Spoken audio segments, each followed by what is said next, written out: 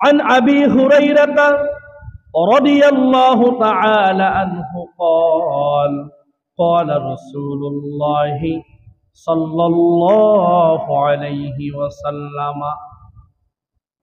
للمسلم على المسلم 6 خصال يعوده إذا مريض ويشهده إذا مات ويسلم عليه إذا لقيه ويجيبه إذا دعاه ويسمته إذا عطش وينصح له إذا غاب أو شهدا فقات الصحابي আবু হুরায়রা রাদিয়াল্লাহু তাআলা আনহু বর্ণনা করেন রাসূলুল্লাহ সাল্লাল্লাহু আলাইহি ওয়াসাল্লাম ইরশাদ করেছেন এক মুসলমানের উপর আরেক মুসলমানের হক হচ্ছে 6টি।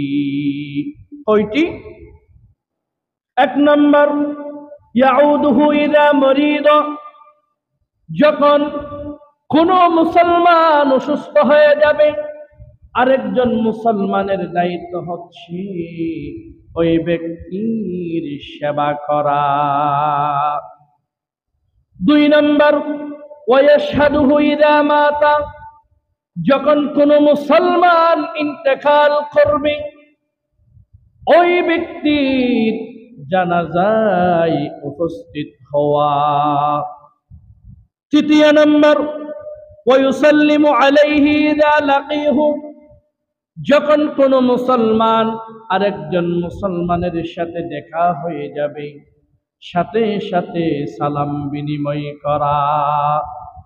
4 নম্বর ওয়ায়ুজিবুহু ইযা দাআহু, যখন কোন মুসলমান আরেকজন মুসলমানকে ভালো কাজের জন্য ডাকবে ওই কাজের সাড়া দেওয়া। 5 নম্বর ওয়ায়াসাম্মাতুহু ইযা আতাশা, যখন কোন মুসলমান হাসি দেবে হাসি শোনার সাথে সাথে হাসির উত্তর দেওয়া।